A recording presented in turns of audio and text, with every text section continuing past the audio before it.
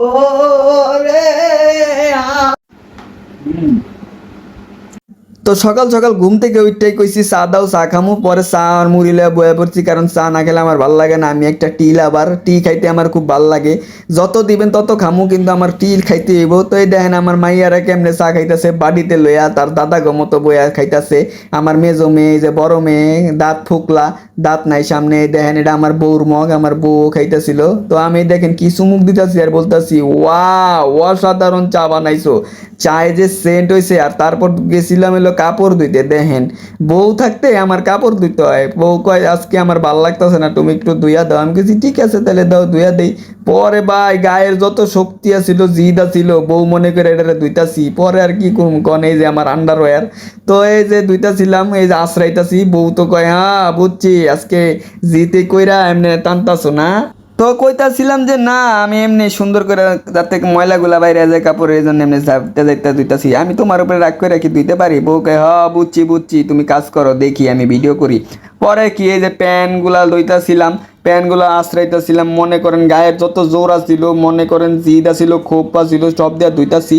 তোমার এই যে প্যান্টগুলো দিলাম, জামা কাপড়গুলো দিলাম, এই যে প্যান্টগুলো খসতাছি। কি করবো আর, কান্দায় পড়ছে, আমার তো আর ভাল লাগতেছিল না। আর তার মধ্যে আবার আসছিল বৃষ্টি। পরে এই যে ছাদে নিয়ে গেলাম, কাপড়গুলো শুকা দিতেছি। ছাদে দেখেন কত পানি। সকালবেলা অনেক বৃষ্টি হয়েছিল, বৃষ্টির কারণে মনে করেন আর কি কোনো রোদ উঠে নাই, তো কাপড় চোপড় শুকাইতে অনেক কষ্ট হইতাছিল। তো এই যে বউরে কইতাছিলাম তুমি আমার কষ্টটা বুঝতেছো না, দেখো কত কষ্ট করে আমি কাপড়গুলো ধুইছি এই বৃষ্টির মধ্যে। তুমি থাকলে আমার এত কষ্ট করা লাগে কও? বউ কয় আর একটা দিনই তো কি আর করবা। পরে আর কি দেখেন আমার বউ আমার মজা নিতেছিল। এই যে প্যান্টগুলা আশ্রয় আশ্রয় ধুইছিলাম, এখন এই যে এগুলো শুকা দিব রইতে, একটু রোদ উঠে নাই, কি করবো কন বৃষ্টির। তো ছাদে বিলাতি ধনিয়া পাতা গাছও বুনছিলাম, দেখলাম খুব বড় হয়েছে, ভালোই হয়েছে। তো এই দেখেন আমার প্যান্টটা চিপড়াইতাছি আর কান্তাছি যে আহারে এত কষ্ট করে প্যান্টটা চিপড়াইতাছিলাম। বউ কয় হা কান্দো কান্দো, আর কি করবো কন, বউরে গাইলাইতেছিলাম কি করবো। তো পরে আর কি করার কন, নামাজের জন্য সময় হয়ে গেছে।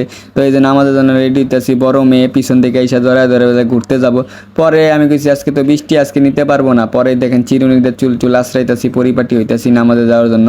পরে আমার এই যে আতর আছে একটা, আতরের শিশিটা ধরলাম, শিশিটা ধরে বললাম দেখো এই যে সুন্দর স্মেল আলা আতরটা দিব। আতরের স্মেলটা আমার খুব ভালো লাগে। তো এই যে হাতে নিলাম, হাতে নিয়ে এই যে শরীরে দিতেছি, এখন ঘাড়ে ঘুরে সব জায়গায় দিব যাতে সুন্দর একটা স্মেল আসে। আতরের স্মেল আমার খুব ভালো লাগে। আর আতর দেওয়া ভালো, পারফিউম ইউজ করি না, আতর হলো হালাল, আর পারফিউম অ্যালকোহল থাকে। তো এই যে আমি ড্রেসিং টেবিল থেকে আমার সুন্দর একটা টুপি আছে, টুপিটাও বের করে নিলাম। এখন মাথায় দিব, মাথায় দিয়ে তারপরে এই যে চুলগুলো ঢেকে নিলাম। তো বউ বলতেছে মাশাল্লাহ অনেক সুন্দর লাগতেছে। পরে বউ বললো যে এই টাকনুতে উপরে কাপড়টা উঠাও। পরে এই যে টাকনুর উপরে কাপড়টা উঠালাম, ভাঁজ করলাম, ভাঁজ করে এখন বের হয়ে যাব।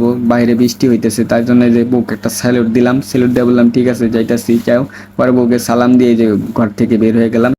ওই কি গো, রান্না হয় নাই, নামাজ পড়ে এলাম, খামু ভাত দেখতেছি। আর কি রানছো?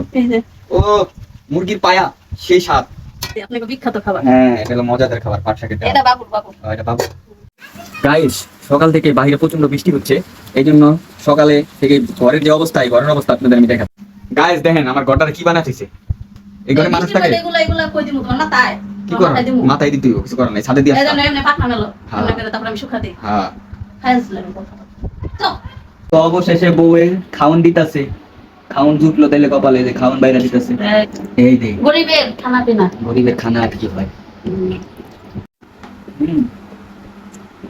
অনেক মজা হচ্ছে পাট শাকের ডাল। কি করো এমনি করে? হ্যাঁ ছোট মেয়ে ঘুমায় না, ঘুম পাড়াইতাছে, ভালো লাগে না। এমনি করে কেউ ঘুম পাড়ায়? দেখো কেমনে ঘুমায় না।